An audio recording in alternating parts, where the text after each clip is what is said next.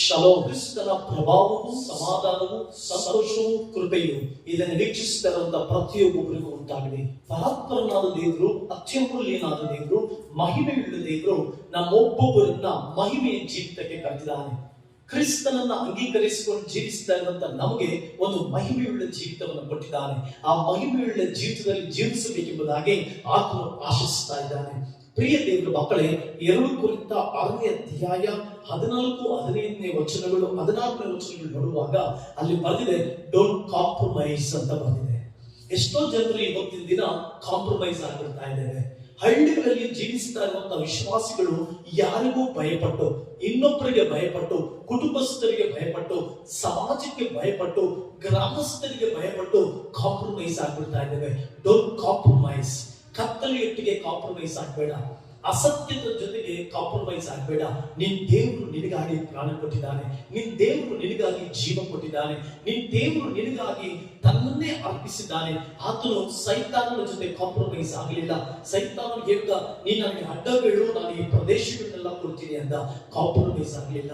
ಆ ಸರ್ವಶಕ್ತನ ದೇವರು ಮಾನುಷಿಕವಾದಂತ ದೇಹದಲ್ಲಿದ್ದಾಗ, ಮನುಷ್ಯ ದೇಹದಲ್ಲಿ ಜೀವಿಸುತ್ತಿದ್ದಾಗ, ಆತನು ಮನುಷ್ಯನಾಗಿ 100ಕ್ಕೆ 100 ಭಾಗ ಮನುಷ್ಯನಾಗಿ ಜೀವಿಸಿದಾಗ ಈ ಲೋಕದ ಯಾರೊಟ್ಟಿಗೂ ಕಾಂಪ್ರಮೈಸ್ ಮಾಡ್ಕೊಳ್ಳಿಲ್ಲ.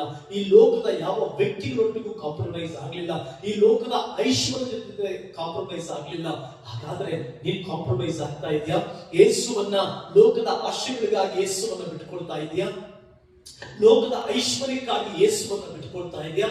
ಒಂದೇ ಒಂದು ಯಾವುದೋ ಕಾರ್ಯಕ್ಕೆ ಯೇಸುವನ್ನ ಬಿಟ್ಕೊಳ್ತಾ ಇದೆಯಾ? ನಿನ್ನ ಹಳ್ಳಿಯಲ್ಲಿ, ನಿನ್ನ ಗ್ರಾಮದಲ್ಲಿ, ನಿನ್ನ ಸ್ವಜನರ ಮಧ್ಯದಲ್ಲಿ, ನಿನ್ನ ಸಂಬಂಧಿಕರ ಮಧ್ಯದಲ್ಲಿ ಕಾಂಪ್ರಮೈಸ್ ಆಗಿ ಜೀವಿಸ್ತಾ ಇದೆಯಾ? ಈ ಜೋರಾಗಿ ಜೀವಿಸಿಕೊಂಡು ಹೋಗ್ತಾ ಇದೆಯಾ? ಅವರ ಪ್ರೀತಿ ನಿನಗೆ ಕನಿಕರವನ್ನ ತೋರಿಸಲಿವೆ. ಅವರ ಕರುಣೆ ನಿನ್ನ ಕೈ ಹಿಡಿದು ನಡೆಸಲಿವೆ. ನಿನ್ ಪ್ರಯಾಸ ಬಂದಾಗ, ನಿನಗೆ ಕಷ್ಟ ಬಂದಾಗ, ನಿನ್ನ ಕಣ್ಣೀರಿನಲ್ಲಿದ್ದಾಗ, ನಿನ್ನ ಅನಾರೋಗ್ಯದಲ್ಲಿದ್ದಾಗ ಅವರು ನಿನ್ನನ್ನ ಕೈ ಹಿಡಿದು ನಡೆಸಲಿವೆ, ನಿನ್ನನ್ನು ಆಧರಿಸಲಿವೆ. ಅಂತ ಪರಾತ್ಪರನು, ಕೃಪಾಪೂರ್ಣನಾದ ದೇವರನ್ನ ಕೇವಲ ಲೋಕದ ಆಶೆಗಳಿಗೆ, ಲೋಕದ ಇಚ್ಛೆಗಳಿಗೆ, ಲೋಕದಲ್ಲಿ ಸಿಗುವ ಕೆಲವು ಸಂಗತಿಗಳಿಗೆ, ಲೋಕದಲ್ಲಿ ಕೆಲವು ಸಿಗುವಂತ ಆಡಂಬರಕ್ಕೆ ಯಾಕೆ ಲೋಕದೊಟ್ಟಿಗೆ ಕಾಂಪ್ರಮೈಸ್ ಆಗಿ ಜೀವಿಸ್ತಾ ಇದ್ದಿ? ಪ್ರಿಯ ಸಹೋದರ ಸಹೋದರಿ, ಇದನ್ನು ವೀಕ್ಷಿಸ್ತಾ ಇರುವಂತ ನೀನು ಕತ್ತಲೆಯೊಟ್ಟಿಗೆ ಜೋಡಾಗಬೇಡ. ಯೇಸುವಿಗಾಗಿ ನಿನ್ನ ಜೀವಿತದಲ್ಲಿ ಎಲ್ಲ ಕಳ್ಕೊಂಡ್ರು ಆತ ತಿರುಗಿ ನಿನಗೆ ಕೊಡುವಂತ ದೇವರಾಗಿದ್ದಾನೆ. ತಂದೆ ತಾಯಿಗಳು, ಅಣ್ಣ ತಮ್ಮಂದರು, ಸಂಬಂಧಗಳು, ಸಮಾಜಗಳು, ಸ್ನೇಹಿತರು ಎಲ್ಲರನ್ನ ಕಳ್ಕೊಂಡ್ರು ತಿರುಗಿ. ಆದರೆ ಯೇಸುವಿಗಾಗಿ ನೀನ್ ಎಲ್ಲವನ್ನ ಕಳ್ಕೊಂಡ್ರು ಅದನ್ನು ವಾಪಸ್ ಕೊಡ್ತಾನೆ. ಆದರೆ ನಿನ್ನಗೋಸ್ಕರ, ನಿನ್ನ ಸ್ನೇಹಕ್ಕೋಸ್ಕರ, ನಿನ್ನ ಜನರಿಗೋಸ್ಕರ, ನಿನ್ನ ಸ್ವಜನರಿಗೋಸ್ಕರ, ಸಂಬಂಧಕ್ಕೋಸ್ಕರ ಯೇಸುವನ್ನ ಅಲ್ಲಗಲೇಬೇಡ. ಯೇಸುವನ್ನ ಬಿಟ್ಟುಕೊಡ್ಬೇಡ. ಯೇಸುವನ್ನ ನೀನು ತುಚ್ಛೀಕರಿಸಬೇಡ. ನೀವ್ ಹೇಳ್ಬೋದು, ನಾವು ಯೇಸುವನ್ನ ತುಚ್ಛೀಕರಿಸಲಿಲ್ಲ. ಅಯ್ಯ, ಯೇಸುವನ್ನ ಆರಾಧಿಸುವಂತ ಸಂದರ್ಭದಲ್ಲಿ, ಯೇಸುವಿಗೆ ಸಮಯ ಕೊಡಬೇಕಾದಂತ ಸಂದರ್ಭದಲ್ಲಿ, ಚರ್ಚ್ಗೆ ಬಂದು ಕರ್ತನ ಆರಾಧಿಸಬೇಕಾಗಿದ್ದಂತ, ಆತನ ಆಲಯಕ್ಕೆ ಬಂದು ಸ್ತುತಿಸಬೇಕಾಗಿದ್ದಂತ ಸಮಯದಲ್ಲಿ ನೀನು ಫಂಕ್ಷನ್ಸ್ ಗಳಿಗೆ ಸಮಯ ಕೊಟ್ರೆ, ನೀನು ನಿನ್ನ ಸಂಬಂಧಿಕರಿಗೆ ಸಮಯ ಕೊಟ್ರೆ, ಇದನ್ನ ಸ್ಕಿಪ್ ಮಾಡಿ ಇನ್ನೊಂದು ಕಡೆ ಹೋದ್ರೆ ಅದು ನೀನು ಕಾಂಪ್ರಮೈಸ್ ಆದ ಹಾಗೆ. ಆದುದರಿಂದ don't compromise with the world. Compromise with the world. ದೇವರ ವಾಕ್ಯದೊಟ್ಟಿಗೆ ಕಾಂಪ್ರಮೈಸ್ ಮಾಡ್ಕೋ, ಲೋಕದೊಟ್ಟಿಗೆ ಕಾಂಪ್ರಮೈಸ್ ಮಾಡ್ಕೊಳ್ಬೇಡ. ಇವತ್ತು ನಿನ್ನ ಸ್ಥಿತಿ ಏನು?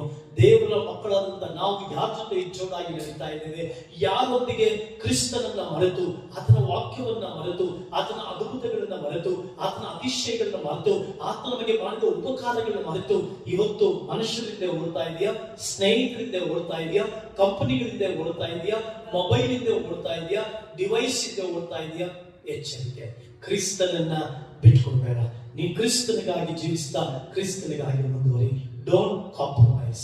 ಕರ್ತನು, ನೀನು ದೇವರೊಟ್ಟಿಗೆ ನಡೆಯುವಾಗ ಆತನು ನಿನ್ನ ಜೀವಿತವನ್ನು ಆಶೀರ್ವದಿಸಿ 1000 ಪಟ್ಟು ನಿನ್ನನ್ನು ಅಭಿವೃದ್ಧಿಪಡಿಸಿ ಮುನ್ನಡೆಸ್ತಾನೆ. God bless you.